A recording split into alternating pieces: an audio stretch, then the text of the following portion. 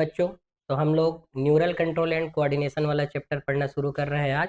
ठीक है, human physiology का एक बहुत इंपॉर्टेंट चैप्टर है, क्योंकि इसमें न्यूरॉन्स के द्वारा कैसे कंट्रोल होती है हमारे बॉडी के सभी फंक्शन, उन सब के बारे में जानेंगे। ठीक है, इससे पहले ह्यूमन फिजियोलॉजी में हम लोग बहुत सारा चैप्टर पढ़े, वो सब चैप्टर प्रॉपरली रूप से कैसे काम करती है, समन्वित रूप से कैसे काम करती है, तो उन सब का कंट्रोल कैसे रहता है, किसके द्वारा किया जाता है, उन सब के बारे में हम लोग पढ़ने वाले हैं। ठीक है, तो बेसिकली इस चैप्टर का नाम क्या है? तंत्रिकी नियंत्रण एवं समन्वय। मतलब इसमें दो बात बोली जा रही है। क्या? एक नियंत्रण है, दूसरा क्या है? समन्वय। तो ये दोनों का जो कंट्रोल रहता है ना, न्यूरॉन्स के पास में रहती है। ठीक है, किसके पास में? न्यूरॉन्स। तो हम इस चैप्टर में न्यूरॉन्स की गतिविधियों के बारे में, न्यूरॉन्स के कंट्रोल के बारे में, न्यूरॉन्स के स्ट्रक्चर, टाइप्स, ये सब चीज़ के बारे में देखने वाले हैं। ठीक है, तो देखना शुरू करते हैं, यहाँ से पढ़ना शुरू करते हैं कि है ना, इस चैप्टर का नाम क्या है? तंत्रिकी कंट्रोल एंड, है ना, एंड कोऑर्डिनेशन वाला चैप्टर है। तो देखते हैं यहाँ से, तो जानिए इन सब के बारे में। Neural control and coordination, neural control and coordination मतलब तंत्रिकी नियंत्रण एवं समन्वय वाला चैप्टर है ये। ठीक है, तो कंट्रोल एंड कोऑर्डिनेशन का, है ना, जरूरत क्यों पड़ता है? कंट्रोल का मतलब क्या होता है? नियंत्रण होता है, नियंत्रण। और इसका मतलब क्या है? कोऑर्डिनेशन मतलब क्या है? समन्वय। तो इन दोनों चीज़ों की जरूरत क्यों पड़ती है बॉडी को, तो उसको हमें जानना है। ठीक है, क्योंकि ह्यूमन जो रहती है, ह्यूमन में ऑर्गन एंड ऑर्गन सिस्टम पाए जाते हैं, ऑर्गन एंड ऑर्गन सिस्टम पाए जाते हैं, ऑर्गन सिस्टम। और यही ऑर्गन एंड ऑर्गन सिस्टम जो है, इनको प्रॉपरली रूप से काम करना चाहिए, मतलब एक स्थिरता लेकर काम करना चाहिए। तो इसको हम लोग बोलते हैं होम्योस्टेसिस। होम्योस्टेसिस मतलब सम स्थापना, या स्थापन बोल सकते हैं, स्थापन करना जरूरी है, करना है। किसको सम स्थापन करना है? मतलब ऑर्गन एंड ऑर्गन सिस्टम के जो फंक्शन है उसमें क्या होना जरूरी है? तो होम्योस्टेसिस होना जरूरी है। होम्योस्टेसिस का मतलब सम स्थापन करना जरूरी है, मतलब इनके कार्य प्रॉपरली रूप से होना चाहिए, तभी तो काम कम। वरना एक ऑर्गन अपने हिसाब से काम करने लग गया, दूसरा ऑर्गन अपने हिसाब से, तो फिर ऐसे में नहीं बनेगा। तो इनको कंट्रोल में रहकर काम करना है और समन्वित करना है, इसी के लिए हम लोग इसको चैप्टर को पढ़ते हैं, है ना। लेकिन ये जो नियंत्रण एवं समन्वय जो होती है ना, ये दोनों जो रहती है, सिर्फ न्यूरॉन्स के द्वारा कंट्रोल नहीं होती। क्योंकि हम इस चैप्टर में न्यूरॉन्स के बारे में पढ़ रहे हैं, तो हम जानेंगे कि न्यूरॉन, या तो फिर बोल सकते हैं इसको तंत्रिकाएं, न्यूरॉन जो है, जो क्या करती है? कंट्रोल एंड कोऑर्डिनेशन करके रखी है, कोऑर्डिनेशन। तभी तो जाके क्या होता है, सभी अंगों में, सभी अंग तंत्रों में होम्योस्टेसिस मेंटेन है ना, रखते हैं। ठीक है, तो मेरे ख्याल से समझ आया होगा। लेकिन बॉडी में ह्यूमन फिजियोलॉजी जब हम पढ़ते हैं, तो ह्यूमन फिजियोलॉजी इसमें और भी सिस्टम रहते हैं जो किसके द्वारा कंट्रोल नहीं हो पाता, जो न्यूरॉन्स के द्वारा जो कंट्रोल नहीं हो पाता ना, उसको कंट्रोल करने के लिए और भी क्या रहते हैं? सिस्टम रहते हैं, या बोल सकते हैं और भी ऐसे मैकेनिज्म रहते हैं जो इसको कंट्रोल, यानी कि नियंत्रण एवं समन्वय को बना के रखते हैं। ठीक है, तो यहाँ पर ह्यूमन फिजियोलॉजी का जो कंट्रोल एंड कोऑर्डिनेशन जो है ना, कंट्रोल एंड कोऑर्डिनेशन, ये दो लोगों के द्वारा होती है बेसिकली। एक होती है न्यूरल सिस्टम के द्वारा, न्यूरल सिस्टम, और दूसरा होती है एंडोक्राइन सिस्टम के द्वारा। ठीक है, एंडोक्राइन सिस्टम के द्वारा होती है, मतलब इसको बोलते हैं अंतःस्रावी तंत्र, जबकि इसको बोलते हैं क्या? तंत्रिका तंत्र। ठीक है, तो तंत्रिका तंत्र के बारे में हम लोग जानते हैं, है ना, क्योंकि बेसिकली चैप्टर में ये इसी को हमें पढ़ना है। तो तंत्रिका तंत्र है ये, और ये क्या है? अंतःस्रावी तंत्र, अंतःस्रावी तंत्र। तो तंत्रिका तंत्र क्या चीज के द्वारा कंट्रोल करता होगा, या कंट्रोल एंड कोऑर्डिनेशन करता होगा? तो ये तंत्रिका द्वारा कंट्रोल करती है। ये किसके द्वारा कंट्रोल करती है? तंत्रिका द्वारा। जबकि ये कंट्रोल करते हैं किसके द्वारा? तो ये करते हैं हार्मोन्स के द्वारा। इसके द्वारा करते हैं? हार्मोन्स के द्वारा। क्योंकि न्यूरल सिस्टम के द्वारा जो कार्य किया जाता है, या कंट्रोल जो किया जाता है ना, वो कंट्रोल जो रहती है, वो क्या रहती है? फास्ट रहती है, फास्ट कंट्रोल करते हैं। जबकि हार्मोन द्वारा जो होती है ना, वो स्लो होते हैं। ठीक है, कंट्रोल तो ये भी करती है, लेकिन इसके काम जो रहते हैं क्या रहते हैं? स्लो रहते हैं। ये क्या रहते हैं? बिंदु दर बिंदु जुड़ी हुई रहती है, बिंदु दर बिंदु जुड़ी हुई है, बिंदु दर बिंदु जुड़ी हुई रहती है, और त्वरित त्वरित समन्वय स्थापित करती है। त्वरित समन्वय स्थापना इसका काम है, स्थापित करती है। त्वरित समन्वय स्थापित करने का काम किसका है? तो तंत्रिका तंत्र मतलब तंत्रिकाओं द्वारा जो काम होता है उसको फास्ट किया जाता है। बिंदु दर बिंदु क्या होती है? जुड़ी रहती है। बिंदु दर बिंदु क्या रहती है? जुड़ी रहती है और साथ में त्वरित समन्वय स्थापित करती है। जबकि ये क्या है? तो ये त्वरित समन्वय नहीं करती, ये स्लो भी रहती है और बिंदु दर बिंदु नहीं जुड़ी रहती। ये क्या होती है कि यहाँ पर सिक्रीट होने वाले ऑर्गन से लेकर, सिक्रीट होने वाले ऑर्गन, सिक्रीट होने वाले ऑर्गन नहीं बोलेंगे, ग्लैंड बोलेंगे। ग्लैंड से जहां पर फंक्शन करती है ना, फंक्शन तक विदाउट ट्यूब, या बोल सकते हैं विदाउट कोई भी वाहिका, या बोल सकते हैं कोई भी नलिका द्वारा जुड़ी हुई नहीं रहती। तो जहां पर से उत्पन्न होती है और जहां पर उसके फंक्शन होते हैं ना, वहां पर बिना नलिकाओं के ये जुड़े हुए रहते हैं। तो बिना नलिका के कैसे जुड़ जाएंगी? तो ये ब्लड द्वारा जुड़ती है। ठीक है, इसमें ना कोई डक्ट नहीं रहते है ना, विदाउट डक्ट, या बोल सकते हैं ट्यूब है ना, यहाँ पर डक्ट लिखेंगे, डक्ट, विदाउट डक्ट जुड़े हुए रहते हैं। विदाउट डक्ट का मतलब बिना नलिकाओं के जुड़े हुए रहते हैं और अपने काम को करते हैं। जैसे मान लो है ना, यहाँ पर पिट्यूटरी ग्लैंड है, हाइपोथैलेमस ग्लैंड है, एंडोक्राइन ग्लैंड में, वहां पर से सिक्रीशन आएगा और मान लो FSH या LH हार्मोन रिलीज करना है तो रिलीज होगा, लेकिन वहां से लेकर पूरा गोनेट, जैसे मान लो गोनेट्स में जाके काम करती है क्योंकि गोनेडोट्रोपिक हार्मोन है, तो गोनेट तक ना कोई पाइपलाइन वगैरह कोई बिछी हुई नहीं रहती, तो ब्लड जाती है ना तो ब्लड के थ्रू ही चले जाती है। ठीक है, तो वो जो उसका स्त्रवण जो होती है वो हार्मोन कहलाती है। अब चूंकि देखो ये तो बिंदु दर बिंदु जुड़ी है इसीलिए फास्ट हो जाता है। जैसे मान लो मेरा स्केलेटल मसल है, इस उंगली को मुझे मोड़ना है तो मैं क्या करूंगा?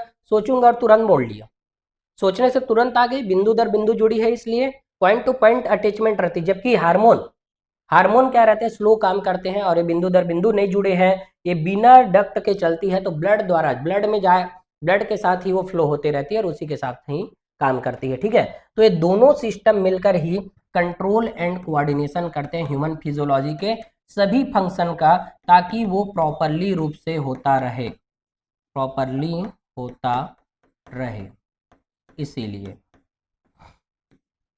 इसीलिए दोनों सिस्टम कंट्रोल करके रखे हुए हैं।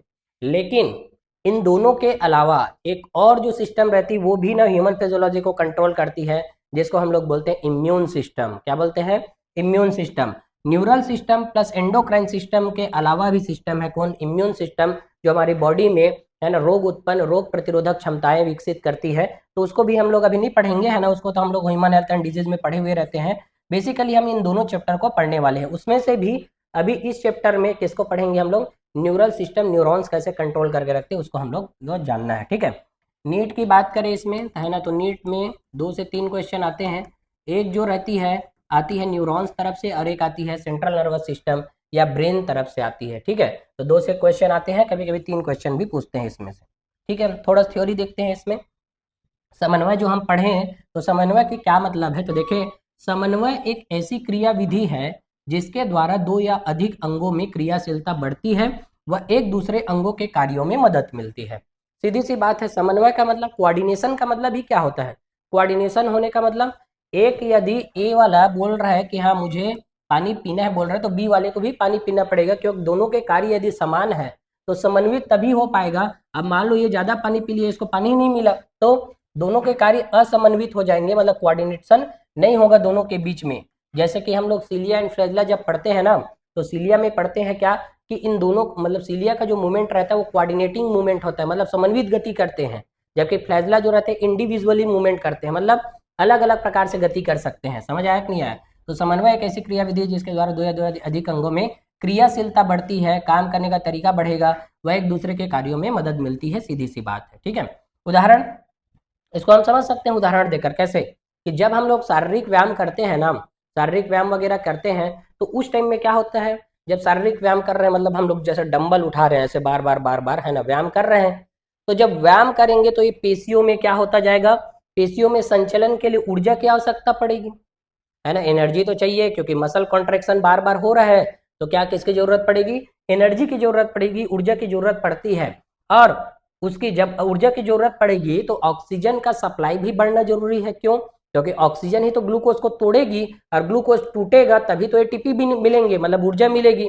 और ऊर्जा मिलेगी वही मसल कॉन्ट्रेक्शन करने के लिए या मसल को संचालित करने के लिए जरूरी है कि नहीं है। तो उस टाइम में क्या होगा कि जब ऑक्सीजन की आपूर्ति जब बढ़ेगी तो ऑक्सीजन की आपूर्ति को बढ़ाने के लिए क्या चाहिए, श्वसन दर का बढ़ना जरूरी होगा उस टाइम में। मतलब रेस्पिरेशन करना, मतलब रेस्पिरेटरी रेट जो रहेगा बढ़ेगा, 12 से 16 बार जो नॉर्मल टाइम में श्वसन होती है वो बढ़ जाएगी, तो श्वसन दर बढ़ेगा तो हृदय स्पंदन दर भी बढ़ेंगे। ठीक है, श्वसन दर से कौन जुड़ा है, हृदय स्पंदन दर। तो हृदय स्पंदन दर भी जुड़ती है, और हृदय स्पंदन दर यदि जुड़ गया, मतलब कार्डियक आउटपुट ज्यादा होने लगेंगे, तो किडनी को क्या होने लग जाएगी, ज्यादा रक्त प्रवाह होने लग जाएगा, मतलब ज्यादा फिल्ट्रेशन होना शुरू कर देगा। क्यों, क्योंकि जीएफआर इज डायरेक्टली प्रोपोर्शनल होती है किसके, बीपी के, मतलब बीपी ज्यादा रहती है, जीएफआर भी ज्यादा रहती है, तो ग्लोमेरुलर फिल्ट्रेशन रेट जो रहती है वृक्क वाहिनियों में जो रक्त का प्रवाह रहेगा वो क्या हो जाती है, बढ़ जाती है। तो कुल मिलाकर हम ये बोल रहे हैं कि एक काम हम क्या किए, सिर्फ व्यायाम करना शुरू किए, है ना, पेशियों में क्या किए, संचलन कराना शुरू किए, तो उससे क्या हुआ, उसके लिए ऊर्जा की जरूरत पड़ी। तो ऊर्जा आएगा कहाँ से, ग्लूकोज से। ग्लूकोज टूटेगा कैसे, तो ऑक्सीजन की जरूरत है उसके लिए, तो ऑक्सीजन ज्यादा कहाँ से आएगा, तो रेस्पिरेटरी रेट को बढ़ाना पड़ेगा। जब रेस्पिरेटरी रेट बढ़ेंगे तो ऑक्सीजन जल्दी आएगा, तो ऑक्सीजन जब जल्दी आएगा, हृदय स्पंदन दर जल्दी करेगा, तो जल्दी जल्दी ऑक्सीजन को पहुंचाना रहेगा, किडनी से होता हुआ भी रक्त का प्रवाह जो है बढ़ जाती है। मतलब कुल मिलाकर ये है कि एक क्रिया जो है दूसरी क्रियाओं से क्या है, जुड़ी हुई है, और दोनों में समन्वय स्थापित करना जरूरी है। तो समन्वय का मतलब वही है कि इसके द्वारा दो या दो से अधिक अंगों की क्रियाशीलता में, है ना, बढ़ोतरी होती है, बढ़ाई, है ना, यहाँ पर बढ़ोतरी करना पड़ता है। यदि बढ़ोतरी नहीं करेंगे, यदि हृदय स्पंदन दर नहीं बढ़ेगा, श्वसन दर बस बढ़ेगा, तो कोऑर्डिनेशन नहीं हो पाएगा और टिश्यू या सेल जो है डैमेज होने के चांस बढ़ जाएंगे। ठीक है, तो मेरे ख्याल से समझ आया होगा इसमें, है ना, क्या क्या चीज़ हम लोग जाने। ठीक है, तो ये बात समझ आना चाहिए। इसके पहले ये वाला जो लाइन पढ़े हैं ना हम लोग, बिंदु दर बिंदु वाला, वेरी इंपॉर्टेंट है ये तंत्रिका तंत्र बिंदु दर बिंदु जोड़ी हुई रहती है और त्वरित कार्य करती है, मतलब ये फास्ट काम करते हैं। ठीक है, अब चलो बताओ, यहाँ पर फास्ट काम करेंगे तो बताओ इनको समय कम लगता होगा कि ज़्यादा लगता होगा, बताओ। तो समय इसको ना क्या लगता है पता है, कम, क्योंकि त्वरित तुरंत काम करती है। जबकि इसको ना समय क्या लगता है पता है, इसमें समय ज़्यादा लगता है, समय ड्यूरेशन ज़्यादा लगती है ना, समय ज़्यादा, क्योंकि आराम से काम करते हैं। ठीक है, तो दोनों को कंपैरिजन करते हुए बता दिए। एक जो है ये वाला सिस्टम के बारे में हम लोग पढ़ना शुरू कर रहे हैं, उसको हम लोग अगले चैप्टर में पढ़ना शुरू करेंगे। ठीक है, तो मेरे ख्याल से सब चीज़ समझ आया होगा, है ना। और इसके लिए ना सबका कंट्रोल होना भी जरूरी है, ब्रेन का, नर्व का, स्पाइनल का, हर एक चीज़ जो है ना कंट्रोल में होना चाहिए, तब जाके ऐसा होता है। तो ऐसा हम लोग को जानना है। ठीक है, चलो इसके आगे और देखते हैं हम लोग, तंत्रिका के बारे में जानते हैं हम लोग, तंत्रिकाएं क्या होती है उसके बारे में समझते हैं। तो तंत्रिका क्या है, अभी हम लोग तंत्रिका या न्यूरल सिस्टम के बारे में जाने कि न्यूरल सिस्टम में कौन शामिल होती है। तो पहले हम लोग को जानना है कि तंत्रिका तंत्र जो होती है ना, इसके बारे में हमें पढ़ना है। ठीक है, तो तंत्रिका तंत्र में कौन आती है, तो सबसे पहले हम जानेंगे न्यूरॉन्स। न्यूरॉन है ये, न्यूरॉन, न्यूरॉन को ही हम लोग क्या बोलते हैं हिंदी में, तंत्रिका बोलते हैं। ठीक है, अब बहुत सारे न्यूरॉन एक सिस्टम के रूप में काम करते हैं, तो उसी को हम लोग तंत्रिका तंत्र बोलते हैं। ठीक है, ये न्यूरॉन जो रहती है ना, ये न्यूरल ट्यूब से बनती है। न्यूरल ट्यूब से क्या होता है, इसका ओरिजिन मतलब उत्पत्ति यहीं से होती है, न्यूरल ट्यूब से। और न्यूरल ट्यूब जो रहती है ना, इसका ओरिजिन होता है एक्टोडर्म से। तो एक्टोडर्मल ओरिजिन होते हैं कौन, न्यूरॉन्स जो है। ठीक है, हमारे अंदर में, मतलब ह्यूमंस के अंदर में 4 प्रकार के ऊतक पाए जाते हैं। कितने प्रकार के ऊतक है, 4 प्रकार के। उसमें से एक है कौन सा, उपकला ऊतक, दूसरा संयोजी ऊतक, तीसरा तंत्रिका ऊतक होती है, और चौथा क्या, पेशी ऊतक। तो ठीक है, तो हम लोग आज उसी को हम लोग पढ़ने वाले हैं, किसके बारे में, तंत्रिका ऊतक के बारे में। ठीक है, तंत्रिका ऊतक में एक जो कोशिका होती है ना, न्यूरॉन, वही कोशिका जो है बहुत सारे जब ग्रुप बनाते हैं तो उसे हम लोग क्या बोलते हैं, तंत्रिका ऊतक बोलते हैं। तो न्यूरॉन क्या होती है, एक सेल होती है, तंत्रिका क्या है, एक सेल है, कोशिका। और इन्हीं का जब ग्रुप बन जाता है ना, तभी क्या बन जाती है, वो ग्रुप बनेगी, तो उसको हम लोग बोलेंगे क्या, न्यूरल टिश्यू बोलेंगे। और न्यूरल टिश्यू मिलकर ही क्या बनाएंगे, है ना, ये ऑर्गन्स में, ऑर्गन के अंदर में कंसिस्ट रहती है, तो ये ऑर्गन बनाएंगे। तो मतलब ब्रेन में पूरे न्यूरॉन्स रहते हैं, और यही ऑर्गन मिलकर क्या बनाएंगे, न्यूरल सिस्टम बनाएंगे पूरा। तो इस बात को भी हमें जानना है। ठीक है, तो मेरे ख्याल से समझ आया होगा कि न्यूरॉन्स क्या होती है। ठीक है, दूसरा बात ये जानिए न्यूरॉन्स के लिए, तो न्यूरॉन जो रहती है ना, न्यूरॉन ये लॉन्गेस्ट सेल होती है, लॉन्गेस्ट सेल। लॉन्गेस्ट मतलब लंबी कोशिकाएं होती है, ये बहुत लंबी लंबी रहती है, ये कौन, न्यूरॉन्स जो है, ठीक है। न्यूरॉन्स में ना विभाजन नहीं होता, न्यूरॉन सेल एक बार बन गए रहते हैं, उसके बाद विभाजित नहीं करते, तो विभाजन नहीं होता इसमें भी, विभाजन नहीं, मतलब एक बार पूरे बनने तक विभाजन होता रहेगा और पूरा बन जाएगा ना, उसके बाद में विभाजन नहीं होते इसमें, ठीक है। कौन से सेल, न्यूरल सेल जो रहती है, ठीक है। अब देखें, क्या जो तंत्रिका तंत्र रहता है सभी जीवों में एक ही टाइप के होते होंगे, क्या ऐसा है क्या, तो नहीं रहता ऐसा। तो तंत्रिका तंत्र को डिवाइड करते हैं, तो न्यूरल सिस्टम जो रहती है ना, उसमें अलग अलग टाइप के न्यूरल सिस्टम पाए जाते हैं। तो सबसे पहला जो पाया जाता है वो सरल प्रकार के तंत्रिका तंत्र है ना, सरल तंत्रिका तंत्र। तो इसको जाने, सरल तंत्रिका तंत्र तो किस में होती है ये सरल तंत्रिका तंत्र, तो ये होती है किसमें, हाइड्रा में। हाइड्रा में, हाइड्रा में क्या रहती है कि सरल प्रकार के सिंपल टाइप ऑफ तंत्रिका तंत्र पाए जाते हैं इसमें, ठीक है। लेकिन इसके बाद में थोड़ा से इससे एडवांस, मतलब कीटों में जो रहती है ना, कीट मतलब यहाँ पर एग्जांपल लेंगे, कीट, कीट का तंत्रिका तंत्र, तंत्रिका तंत्र अधिक विकसित रहता है। अधिक विकसित मतलब हम यदि सरल के साथ में कंपैरिजन करेंगे तो उससे ज्यादा विकसित रहते हैं। कीट का तंत्रिका तंत्र अधिक विकसित विकसित होता है।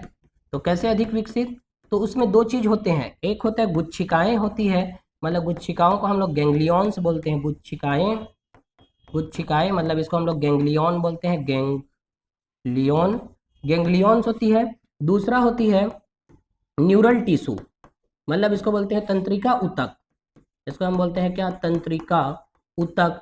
तो बताओ यहाँ पर उससे ज्यादा एडवांस है, यहाँ पर सिर्फ गैंग्लियॉन रहते हैं। हाइड्रा में सरल प्रकार का तंत्रिका जो रहती है ना, तो इसमें ना सिर्फ गैंग्लियॉन पाए जाते हैं, गैंग्लियॉन, सिर्फ गुच्छिकाएं रहती है। जबकि यहाँ पर गुच्छिकाएं के साथ साथ तंत्रिका ऊतक भी है, मतलब इसको हम लोग क्या बोलेंगे, न्यूरल ट्यूब बोलेंगे। तो कीटों में थोड़ा से ज्यादा एडवांस रहता है, कीटों का तंत्रिका तंत्र इसकी तुलना में ज्यादा विकसित होती है, ठीक है। इसके अलावा तीसरा और जाने, तो कशेरुकियों में, कशेरुकियों में मतलब वर्टिब्रेट्स में, कशेरुकियों में अधिक विकसित तंत्रिका तंत्र पाई जाती है। अधिक विकसित या बोल सकते हैं जटिल, अधिक विकसित का मतलब क्या है, जटिल तंत्रिका तंत्र पाए जाते हैं, जटिल तंत्रिका तंत्र ये पाए जाते हैं, ठीक है। तो इसको याद रखना है तीनों को, है ना, क्योंकि एनसीईआरटी में दिया है तीनों के बारे में, इसलिए तीनों के बारे में हमें जानना है कि तंत्रिका तंत्र न्यूरल सिस्टम में, है ना, अलग अलग टाइप की होती है। सभी सभी जीवों में एक ही प्रकार की तंत्रिका तंत्र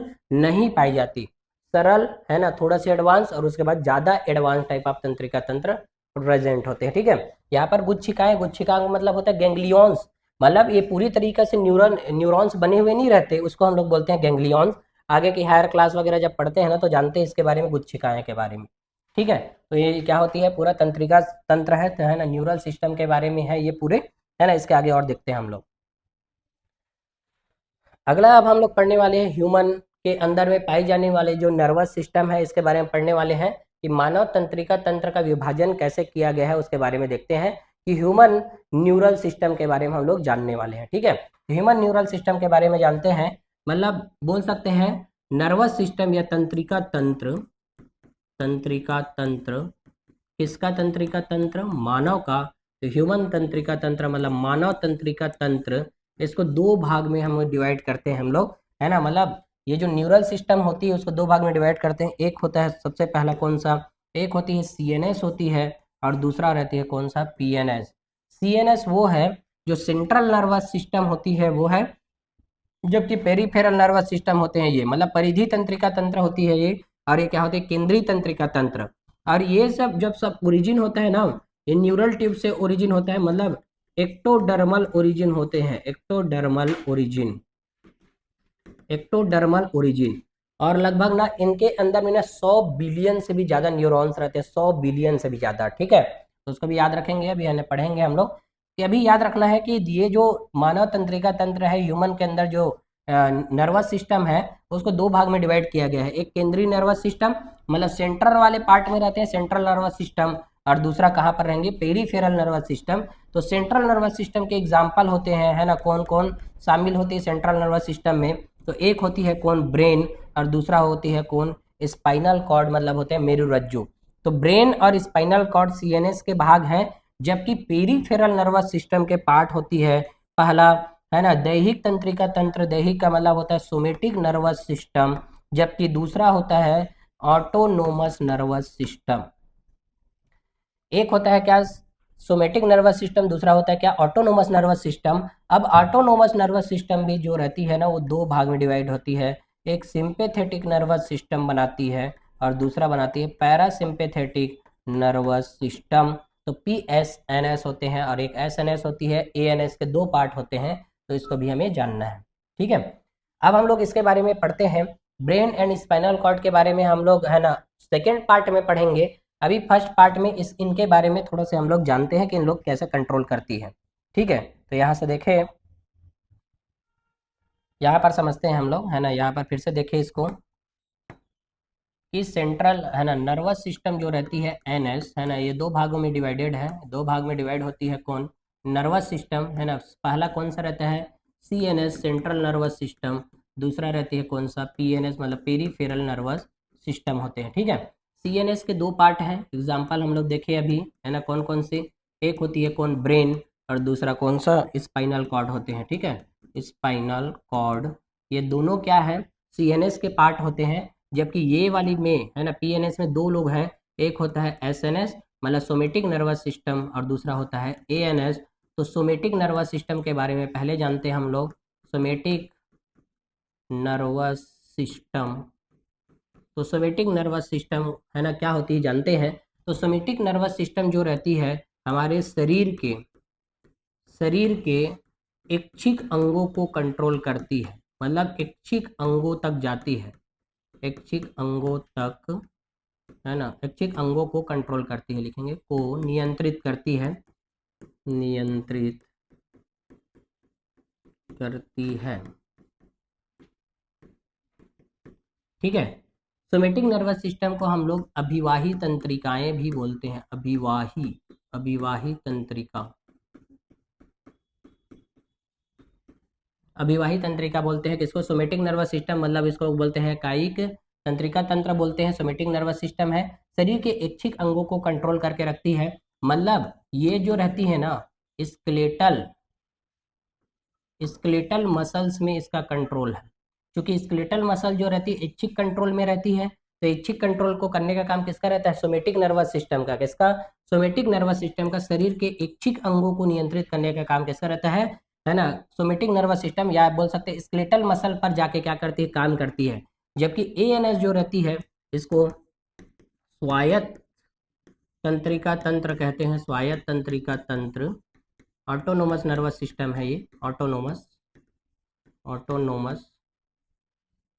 क्योंकि ये हमारे शरीर के है ना क्रियाओं को, मतलब शरीर के अनैच्छिक क्रियाओं को कंट्रोल करती है, इसलिए इसको अपवाही भी बोलते हैं, अपवाही तंत्रिका तंत्र। और ये जो रहती है शरीर के किसको कंट्रोल करती है, तो शरीर के अनैच्छिक अंगों को कंट्रोल करती है, अंगों को अनैच्छिक अंगों को नियंत्रित करती है ना, को नियंत्रण करने का काम किसका रहता है, नियंत्रित करती है, कौन नियंत्रित करती है, तो ये करती है कौन, ऑटोनोमस नर्वस सिस्टम। ठीक है, अब देखो शरीर के अनैच्छिक अंग कहाँ पर हैं, तो अनैच्छिक अंगों के बारे में हम लोग पढ़े थे, जो हमारे स्मूथ मसल रहते हैं ना, स्मूथ मसल, उसका कंट्रोल जो रहता है अनैच्छिक रहता है, और उसको कंट्रोल करने का काम किसका रहती है, ANS का रहती है ना। जहाँ पर हम लोग मसल्स के बारे में भी पढ़े थे वहाँ पर भी मैं बताया था है ना कि ANS उसको कंट्रोल करती है, एक में CNS लिखा था, एक में क्या लिखा था, ANS लिखा था। ठीक है, और ये देखो ये सोमेटिक नर्वस सिस्टम जो रहती है ना, इसको ना मैसेज या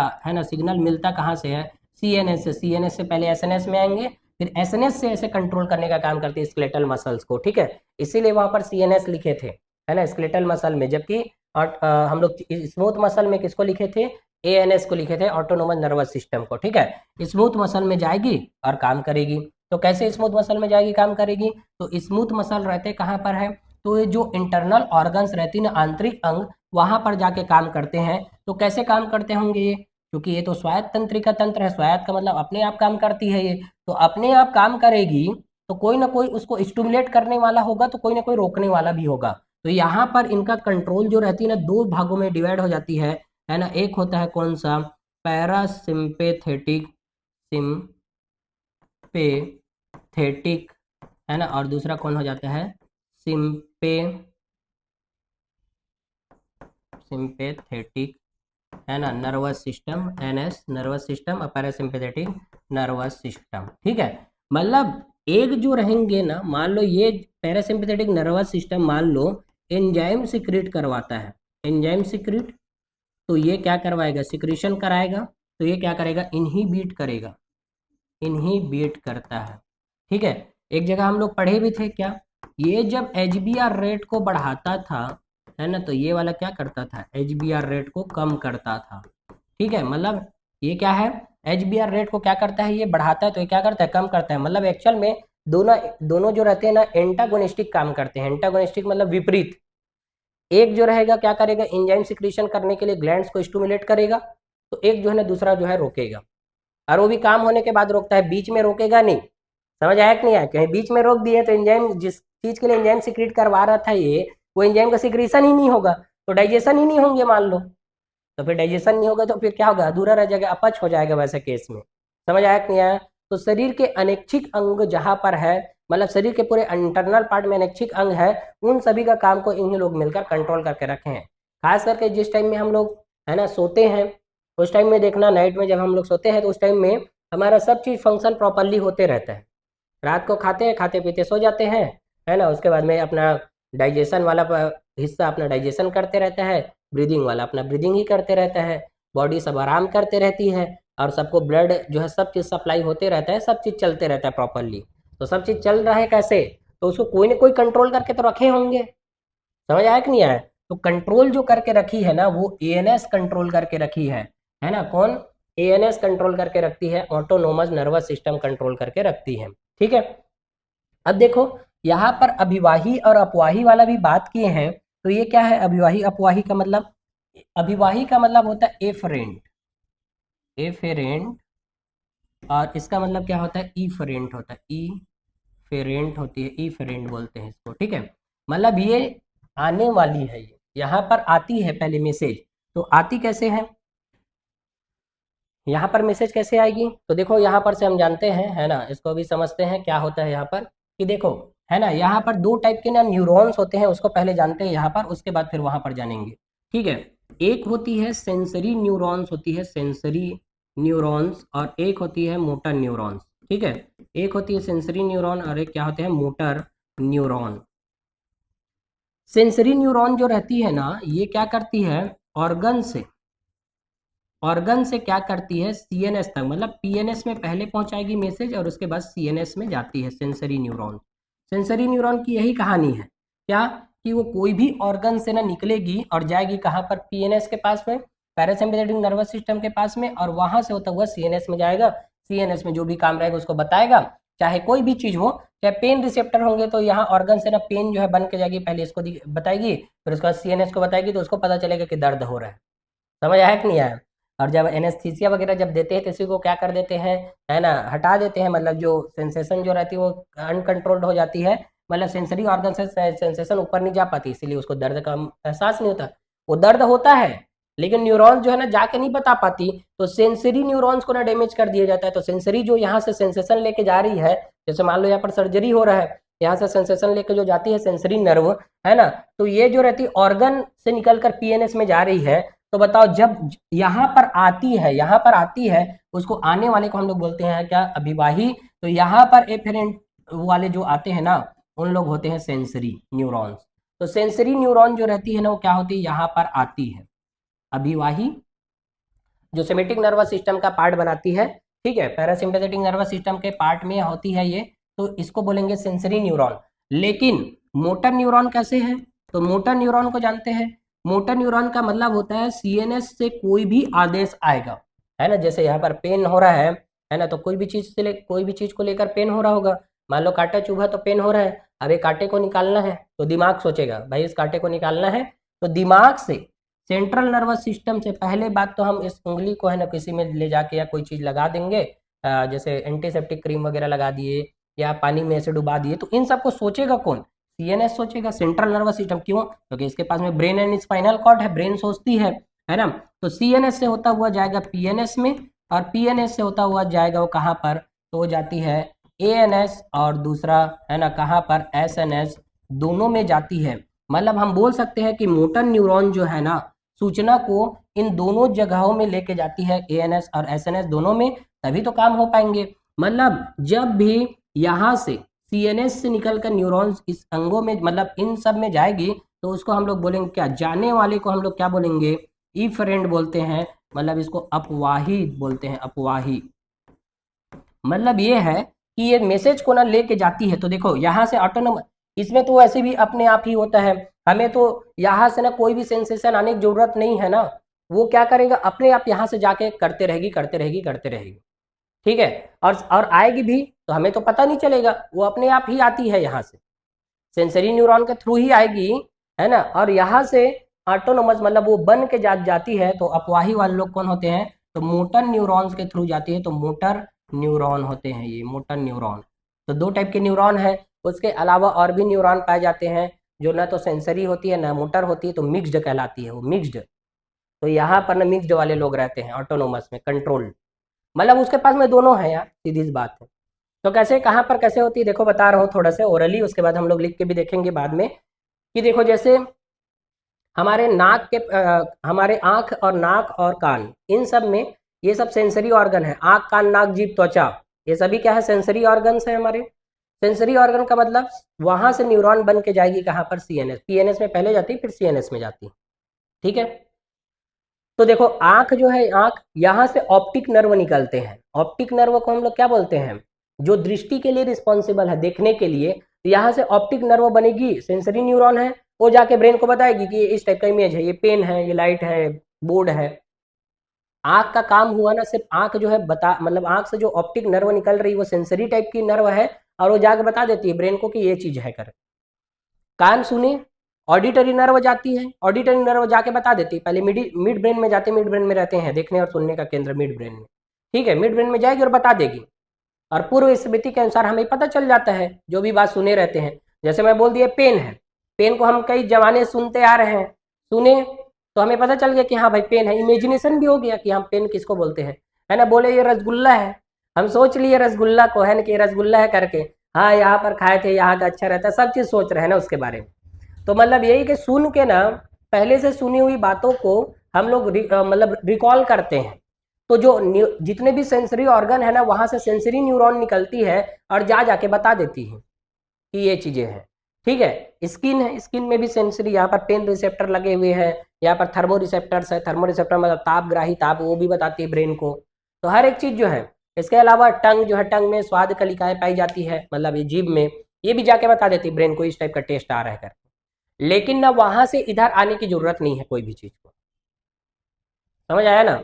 सेंसरी ऑर्गन से सेंसरी न्यूरॉन जो है ना जाके बताती बस है, एक ही तरफ जाती है उधर बस। तो उधर जाती है ना तो अभिवाही वाली होती है, समझ आया कि नहीं आया। और उधर से जो निकल के आती है वो क्या होती है, अपवाही।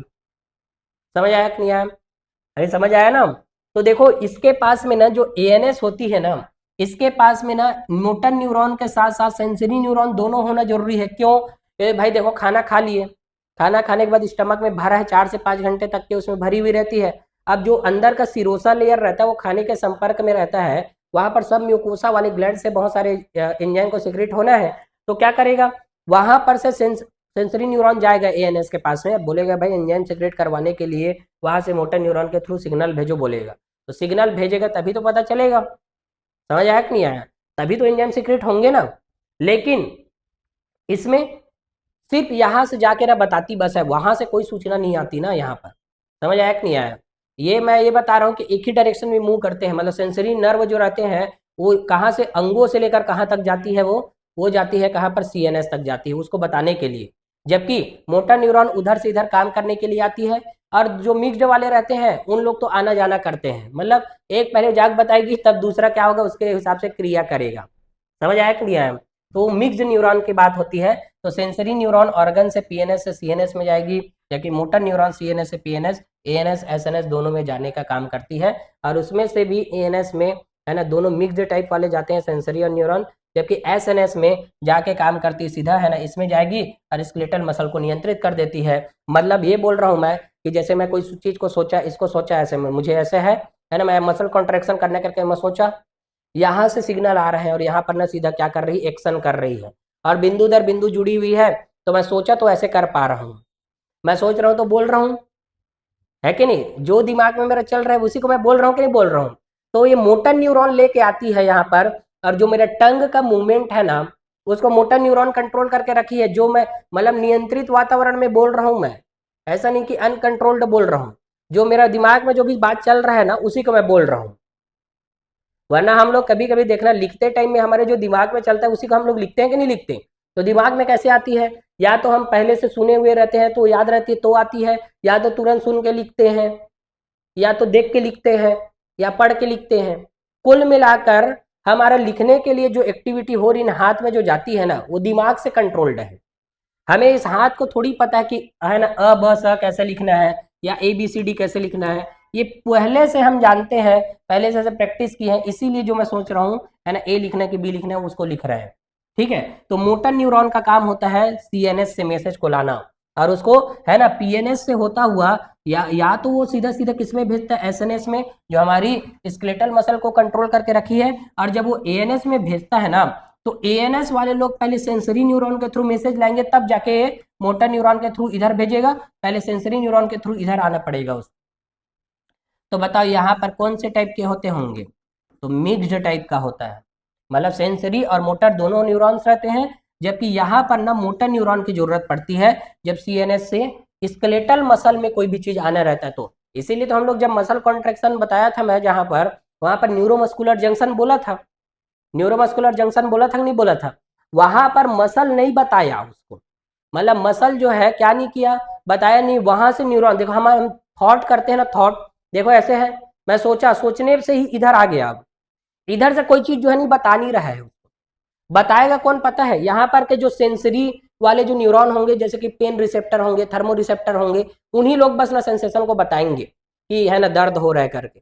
लेकिन इसको कॉन्ट्रेक्शन को नहीं बता रहा है। इस कॉन्ट्रेक्शन स्केलेटल मसल जो है ना डायरेक्टली कंट्रोल में रहती है किसके? सीएनएस के।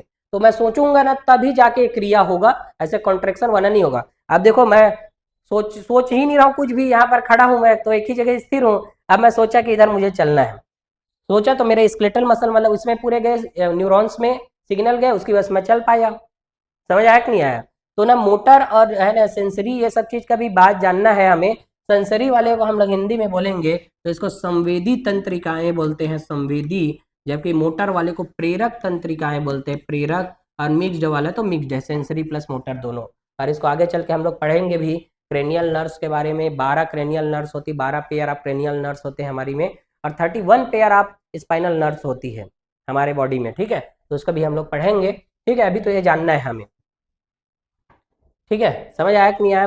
तो ये होती है नर्वस सिस्टम, इसमें दो पार्ट है, सीएनएस और कौन सा? पीएनएस वाला भाग होती है। ठीक है, इसके बाद हम लोग न्यूरॉन्स के बारे में आप जानने वाले कि एक्चुअल में न्यूरॉन्स कैसे रहती है, कैसे दिखाई देती है, नर्व सेल क्या होते हैं। तो मेरे ख्याल से पूरा बात समझ आया होगा, है ना, क्लियरली।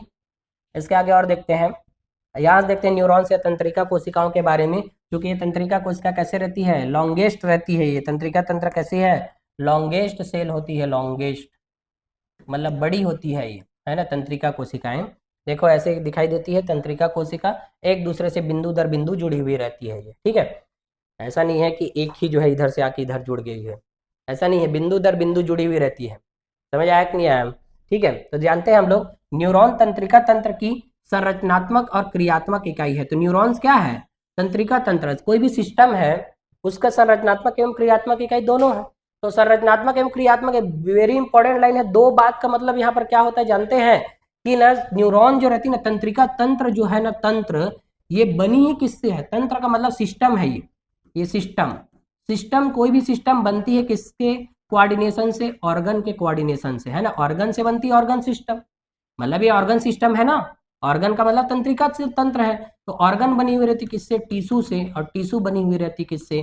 सेल से। तो यहाँ पर कौन सा सेल है? Nerve cell. तो नर्व सेल आपस में जब कंसिस्ट हो जाते हैं ना, जुड़ते हैं, तब बनाती है क्या? वो क्या बनाती है? सिस्टम बनाती है। उसी को हम लोग तंत्रिका तंत्र बोलते हैं। और इसको संरचनात्मक और क्रियात्मक इकाई क्यों बोलते हैं? क्योंकि वो जो सिस्टम है ना, तंत्रिका तंत्र, वो बना ही न्यूरॉन से है। संरचना का मतलब, जैसे कि कोई दीवार है, दीवार जो बनी है किससे? ईंटों से। दीवार बनी है किससे? ईंटों से। तो ईंट क्या हो गया, उसकी संरचना का हिस्सा है। संरचना मतलब उसको बनाने में ईंट ही हेल्प कर रही है।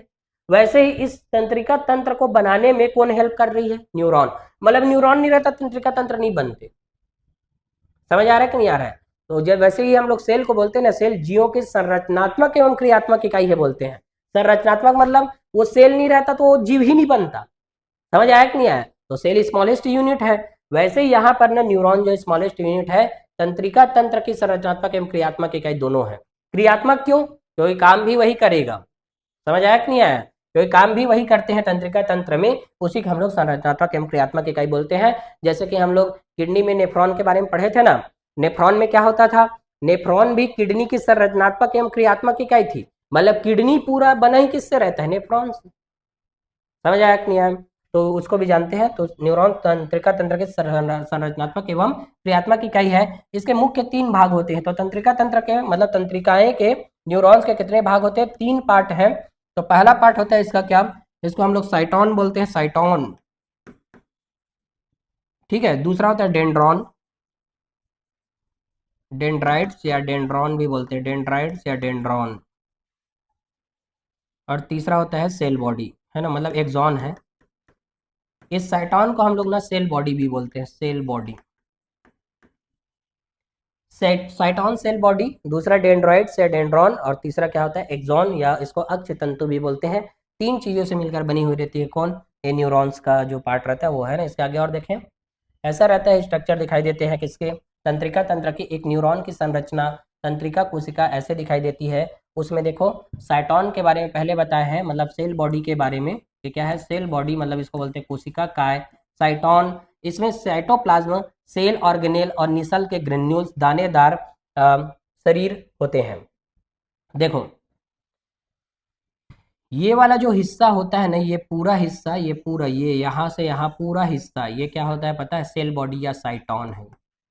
साइटॉन या ये क्या है, सेल बॉडी। इस सेल बॉडी में क्या क्या रहते हैं, पहला बात तो ये साइटोप्लाज्म है, ये साइटॉन ही साइटोप्लाज्म है, ये सेल का पूरा बॉडी है यही वाला। तो साइटोप्लाज्म भरे हुए रहते हैं। दूसरा इसमें भरे हुए रहते हैं सेल ऑर्गेनेल, मतलब जो जो कोशिका की जरूरत है वो भरा हुआ रहेगा, सेल ऑर्गेनेल्स रहेंगे यहाँ पर। ठीक है। सेल ऑर्गेनेल्स मतलब न्यूक्लियस वगैरह सब चीज रहेंगे इसमें, माइटोकॉन्ड्रिया वगैरह सब रहेंगे।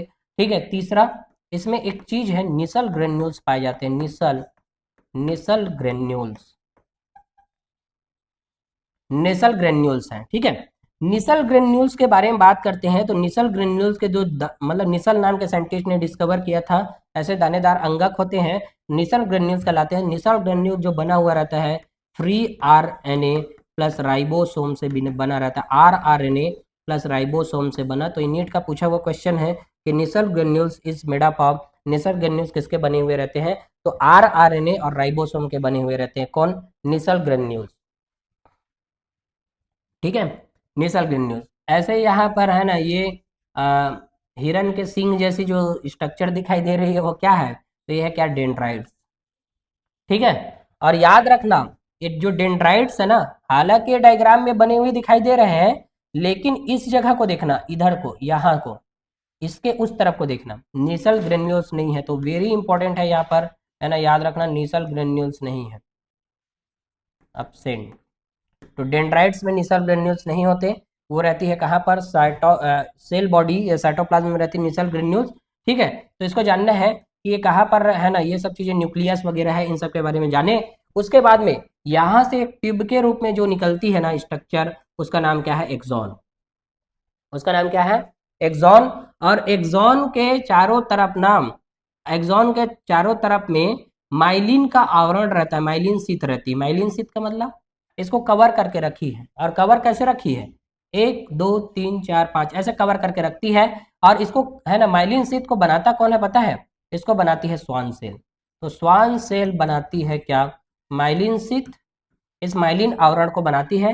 तो जब माइलिन शीत जिसमें रहता है उसको माइलिनेटेड न्यूरॉन्स बोलते हैं। और जहां पर माइलिन शीत नहीं रहता उस जगह को हम लोग नोड ऑफ रेनवियर बोलते हैं। रेनवियर के नोड होती है ये, है ना, क्या होती है, नोड ऑफ रेनवियर। ठीक है। उसके बाद जब लास्ट आ जाती है ना इसी एक्सॉन की, तो एक्सॉन टर्मिनल वाली बात आती है। एक्सॉन टर्मिनल के लास्ट में होते हैं सिनेप्टिक नोब, और इसी सिनेप्टिक नोब में क्या रहती है, साइनेप्टिक वेसिकल्स,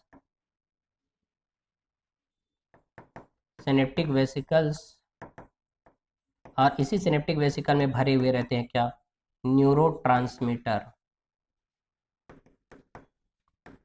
ठीक है, तो सिनेप्टिक नोब होती है जो टर्मिनल एंड में, ऐसे सिनेप्टिक नोब है, और इसी सिनेप्टिक नोब में क्या रहती है, सिनेप्टिक वेसिकल में क्या भरे रहते हैं, न्यूरोट्रांसमीटर। तो ये पूरा किसका स्ट्रक्चर है, ये तो ये न्यूरॉन्स का स्ट्रक्चर है।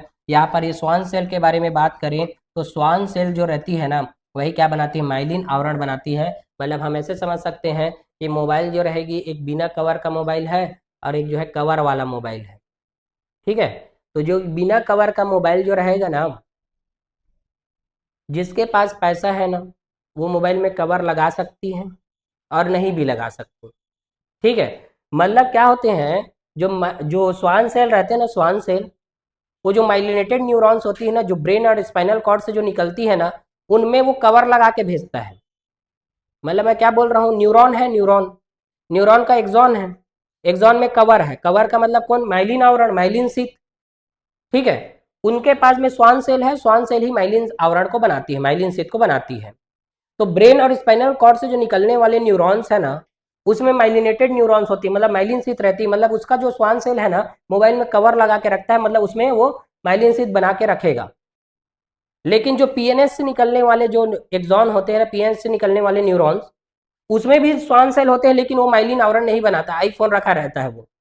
समझ आया कि नहीं आया, मतलब उसको दिखाना है लोगों को, इसीलिए वो क्या करती है, वो कवर लगा के नहीं रखती। हालांकि उसके पास भी पैसा है, पैसा मतलब स्वान सेल, स्वान सेल ही माइलिन आवरण को बनाती है, लेकिन ब्रेन और स्पाइनल कॉर्ड से निकलने वाले न्यूरॉन्स में बनाती है, न्यूरॉन के एक्सॉन में बनाती है।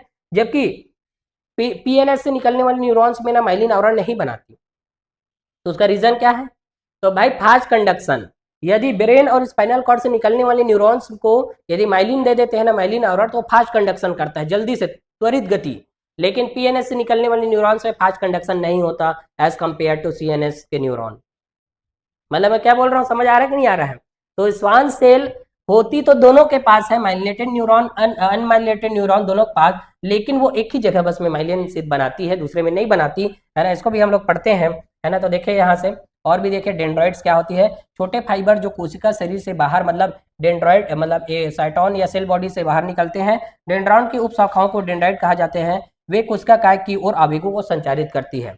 मतलब इसका काम क्या होता है डेंड्रॉइड्स का, पता है, यहाँ पर जो इम्पल्स बनेंगे ना, इम्पल्स, नर्व इम्पल्स, तो नर्व इम्पल्स को क्या करती है,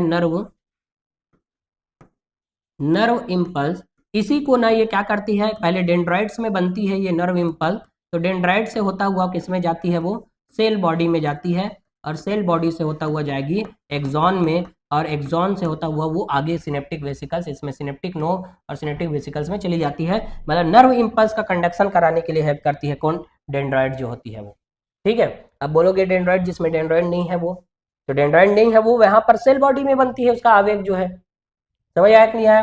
ठीक है, तो इसको भी जानना है हमें। इसके आगे और देखें, अक्ष तंतु मतलब एक्सॉन जो होती है, यह एक लंबा फाइबर जो कोशिका शरीर से, कोशिका शरीर मतलब ये सेल बॉडी से आवेगों को दूर प्रसारित करती है। आवेग को दूर प्रसारित मतलब ऐसे जाएगी वो। अक्ष तंतु की शाखाओं को एक्सोनाइट्स कहा जाता है। प्रत्येक एक्सोनाइट्स एक बल्ब जैसी संरचना के रूप में समाप्त होता है, यह सिनेप्टिक नोब कहते हैं। मतलब इसको हम लोग बोलते हैं, ऐसे ब्रांचेस जो बनती है ना, मतलब इसके जो शाखाएं बन रही है, उसको हम लोग बोलते हैं एक्सॉन के पार्ट या अक्ष तंतु के पार्ट बोलेंगे, जिसका नाम क्या है, एक्सोनॉइड्स है। और एक्सोनॉइड्स के जो टर्मिनल एंड होते हैं ना, प्रत्येक एक्सोनॉइड्स एक बल्ब जैसी संरचना के रूप में समाप्त होती है, जिसे सिनेप्टिक नोब कहते हैं। तो यही सिनेप्टिक नोब है। ठीक है, समझ आया कि नहीं आया। ये वाला हिस्सा इसका एक्सॉन टर्मिनल वाला हिस्सा है, टर्मिनल एंड हो जाती है लास्ट वाला हिस्सा। ये तीन चीजों से बनी हुई रहती है क्या, न्यूरॉन्स। ठीक है, ये तीनों चीजों से बनी है क्या, न्यूरॉन्स। अब न्यूरॉन्स के हम लोग टाइप देखने वाले हैं, है ना। यहाँ पर क्या होती है न्यूरॉन्स के प्रकार, तो न्यूरॉन्स के प्रकार में दो तीन प्रकार होती है इसके, कौन कौन से, एक होती है बहुध्रुवी न्यूरॉन, और दूसरा होते हैं द्विध्रुवी ध्रुवी, और तीसरा क्या होते हैं, एक ध्रुवी न्यूरॉन्स होते हैं। ठीक है, मतलब इसको बोलते हैं unipolar neuron, bipolar and multipolar neurons होते हैं। ठीक है, तो इसको देखो अलग अलग कैटेगरी में डिवाइड करते हैं हम लोग। तो पहले यूनिपोलर को देखते हैं, तो इसमें क्या होती है, one axon only found in the embryonic stage. इसमें देखना वेरी इंपॉर्टेंट है, क्योंकि न्यूरॉन जो रहती है कितने चीजों से बनी है, तीन चीजों से। किस कौन कौन से तीन चीजें, axon plus cell body plus dendroid. Axon, cell body मतलब कोशिका काय, और डेंड्रॉइड, ये तीनों चीजों से बनी है। लेकिन इसमें न सिर्फ एक्सॉन है, साइटोन बॉडी और डेंड्राइट्स नहीं है। तो ऐसे न्यूरॉन्स को हम लोग बोलेंगे एक ध्रुवी न्यूरॉन्स। उसमें सिर्फ और सिर्फ कौन है? एक्सॉन। ठीक है। और ऐसे कहाँ पर होती है एग्जाम्पल? तो found in the embryonic stage, मतलब भ्रूणी अवस्था जब रहती है ना मनुष्य में, भ्रूणी अवस्था, तो उस टाइम में सिर्फ यूनिपोलर न्यूरॉन्स पाए जाते हैं एम्ब्रियोनिक स्टेज में। ठीक है। कौन सा न्यूरॉन? एक ध्रुवी न्यूरॉन, या उसमें सिर्फ और सिर्फ क्या है? एक्सॉन होती। तो ऐसे क्वेश्चन पूछ सकते हैं ना इसको कि यूनिट एक ध्रुवी न्यूरॉन में क्या होती है? Only axon, only dendron, dendron plus axon, axon plus dendrite plus cell body. ऐसे क्वेश्चन का उसका ऑप्शन बनाएंगे। समझ आ रहा है कि नहीं आ रहा है? तो याद रखना, हमें तो सिर्फ एक बात में अड़ना है, किसमें? हमें इसमें सिर्फ एक्सॉन और एक्सॉन होंगे। न्यूरॉन तीन चीजों से बना है, उसमें सिर्फ और सिर्फ एक्सॉन होंगे तो एक ध्रुवी न्यूरॉन है। यदि द्विध्रुवी न्यूरॉन की बात करते हैं तो इसमें एक एक्सॉन प्लस एक डेंड्राइट्स होता है, तो one axon plus one dendrite. यहां पर भी वन एक लिखना है ना, वन, वन एक्सॉन ओनली। इसमें one axon plus one dendrites है, लेकिन इसमें क्या नहीं है?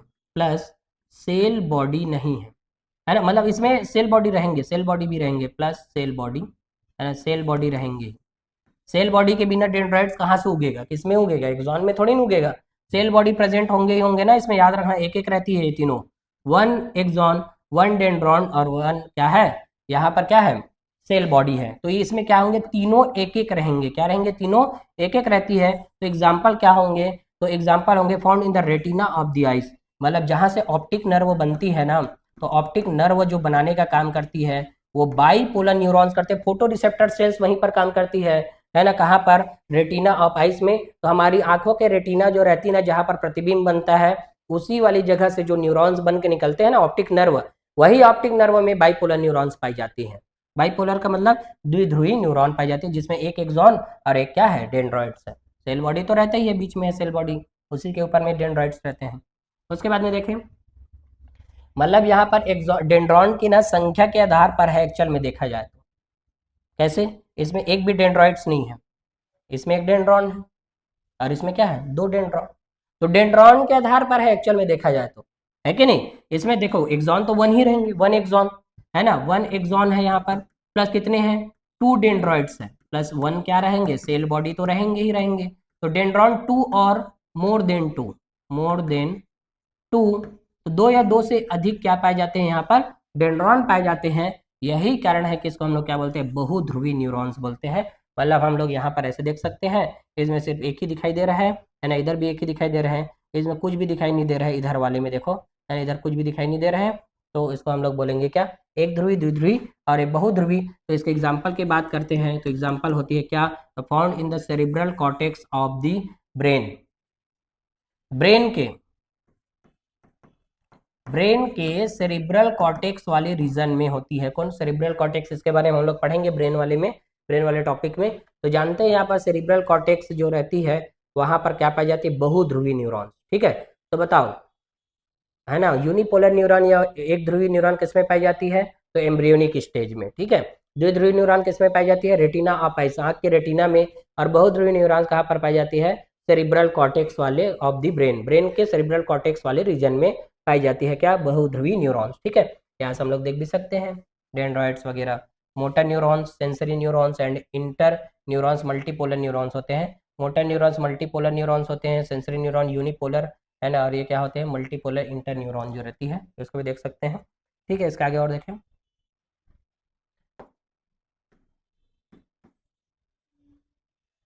अब देखते हैं एक्सॉन के टाइप। अभी हम लोग क्या देखे इसके पहले में? इसके पहले हम क्या देखे? न्यूरॉन के टाइप देखे। अब एक्सॉन के टाइप देखते हैं। एक्सॉन का मतलब अक्षतंतु, तो वही एक्सॉन है। तो एक्सॉन के प्रकार, तो इसको मैं बता चुका हूँ, फिर भी अभी देखते हैं। एक्सॉन दो प्रकार की होती है, एक होता है माइलिनेटेड और दूसरा क्या होता है? नॉन माइलिनेटेड, गैर माइलिनेटेड अक्षतंतु होते हैं। बताया, मोबाइल विथ है ना, बिना मोबाइल, मोबाइल के कवर वाले हैं ये, और बिना मोबाइल के कवर वाले हैं ये। ठीक है। तो मोबाइल के कवर का मतलब एक्सॉन के चारों तरफ, एक्सॉन ऐसे है, उसके चारों तरफ क्या रहती है? ऐसे रहती है ये। ठीक है। क्या बनी हुई रहती है? यहाँ पर माइलिनेटेड, माइलिन आवरण बने हुए रहते हैं, जबकि इसमें सीधा एक्सॉन ऐसे रहती है, सीधा सीधा। ठीक है। अब बोलोगे कि यहाँ पर क्या?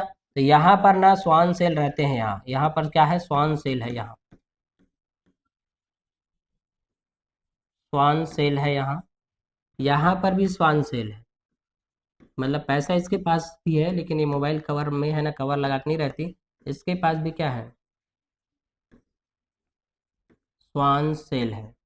इसके पास भी स्वान सेल है, बट इसमें क्या नहीं बना रही है, वो माइलिन आवरण नहीं बना रही है। माइलिन आवरण, ठीक है, माइलिन आवरण क्या है इसमें, प्रेजेंट है ना, और इसमें क्या है, एब्सेंट।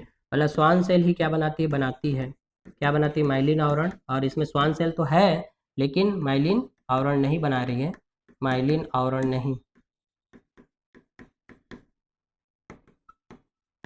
ठीक है, तो ये होती है क्या, ये एक्सॉन के टाइप होते हैं। ठीक है, तो देख सकते हैं यहाँ पर, हम लोग देखें इधर, यहाँ पर स्वान सेल है। ठीक है, यहाँ पर भी स्वान सेल दिखाई दे रहे होंगे, इसमें भी स्वान सेल है, इसमें भी स्वान सेल है। ये माइलिन शीथ बनाती हुई दिखाई दे रही होगी, और इसमें कोई प्रकार का माइलिन शीथ नहीं है।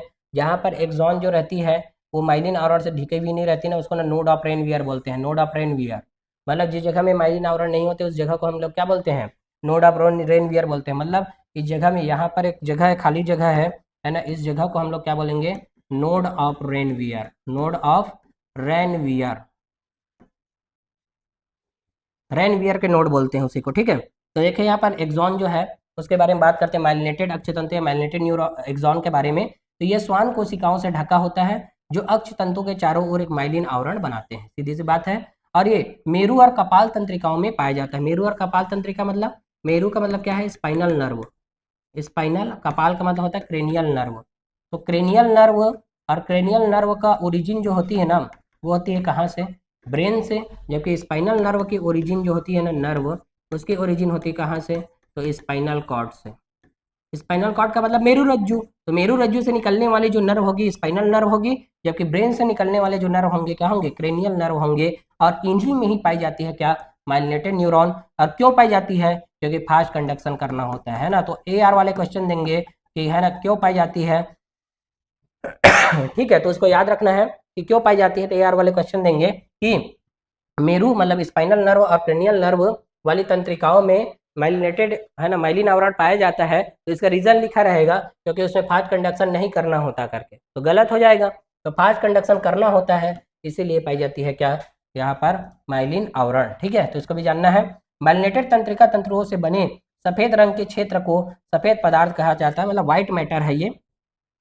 दो आसन्न माइलिन आवरण के बीच के अंतराल को नोड ऑफ रेनवियर कहते हैं ना, याद रखना, नोड ऑफ रेनवियर है ये। तो ये क्या है, माइलिनेटेड तंत्रिका तंतुओं से बने सफेद रंग के क्षेत्र को सफेद पदार्थ कहा जाता है, ये क्या है, तो ये व्हाइट मैटर बनाती है। ये जिसमें माइलिनेटेड न्यूरॉन्स रहते हैं वहां पर व्हाइट मैटर होती है, व्हाइट मैटर। ठीक है, अभी व्हाइट मैटर ग्रे मैटर क्या होते हैं जानेंगे अभी, है ना। तभी ये जानना है कि माइलिनेटेड तंत्रिका तंतुओं से बने सफेद रंग के क्षेत्र को हम लोग क्या बोलते हैं, सफेद पदार्थ कहा जाता है, मतलब व्हाइट मैटर कहलाती है। यहाँ से हम लोग कंपेरिजन करके देख सकते हैं माइलिन वाले और नॉन माइलिन वाले में, है ना। माइलिन शीथ जो रहती है ना, ऐसे टाइप की दिखाई देती है। देखो, माइलिन आवरण बोलने का मतलब ये होती है कि इसमें ना साल्टेरी कंडक्शन होता है। साल्टेरी कंडक्शन का मतलब कंगारू में जैसा गति होता है ना, वैसे गति होते हैं, ऐसे जम जम जम करके जाता है वो। मतलब वो आगे वाले पैर की सहायता से भगते नहीं है, पीछे वाले पैर की सहायता से ही भगती है वो। दो पैर उसका ऐसे रहता है हमेशा, पीछे वाले पैर से है ना, ऐसे कूदते हुए ऐसे ऐसे जाती है। तो उसको ही बोलते हैं साल्टरी कंडक्शन। तो साल्टरी कंडक्शन होता है किसमें पता है, माइलिनेटेड न्यूरॉन्स में। मतलब देखो, इसमें आएंगे, फिर ऐसे कूद के इसमें जाएगा, फिर इसमें जाएगा, फिर उसके बाद में इसमें से ऐसे जाएगा, कूद कूद के। क्यों, क्योंकि बीच में नोड ऑफ रेनवियर है, तो कूद कूद के चलती है, इसीलिए उसको बोलते हैं हम लोग साल्टरी कंडक्शन। और माइलिन वाले में ही ऐसा जाती है। ठीक है, तो जानना है इसके बारे में। गैर माइलिनेटेड अक्षी तंतु को बोलते हैं, मतलब नॉन माइलिनेटेड जो न्यूरॉन्स है ना, एक्सॉन मतलब, है ना, न्यूरॉन नहीं एक्सॉन, है ना, नॉन माइलिनेटेड एक्सॉन। तो श्वान कोशिकाएं मौजूद है ना, बताया श्वान कोशिका तो इसमें भी रहती है, लेकिन कोई माइलिन आवरण नहीं बनाती। माइलिन आवरण के बिना भूरे रंग के क्षेत्र को ग्रे मैटर कहा जाता है।